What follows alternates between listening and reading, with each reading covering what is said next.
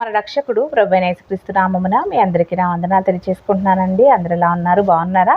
మీ అందరూ బాగుండాలి మనస్ఫూర్తిగా కోరుకుంటున్నానండి. మనము నిర్దినాన 4వ అధ్యాయము 8వ వచనం దగ్గర నుంచి 17 వచనాలు చూసుకున్నామండి. ఇవాళ 4వ అధ్యాయము 18వ వచనం దగ్గర నుంచి చివరి వరకు చూసుకుందాము. హానోకుకు ఈ రాదు పుట్టెను.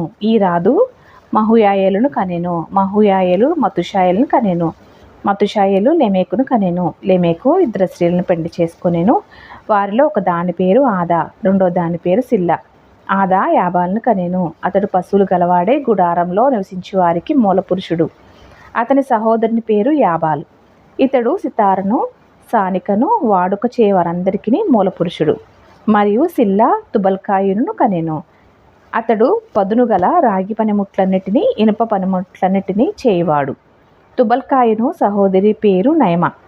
లెమెకు తన భార్యలతో, ఓ ఆదా, ఓ సిల్లా, నా పలుకు వినడి. లెమెకు భార్యలారా, నా మాట ఆలకించుడి. నన్ను గాయపరిచినందుకై ఒక మనిషిని చంపితిని. నన్ను దెబ్బ కొట్టినందుకై ఒక పడుచువాన్ని చంపితిని. 7 అంతలు ప్రతిదండన కయ్యను కోసము వచ్చిన ఎడల లెమెకు కోసము 77 అంతలు వచ్చిన నేను.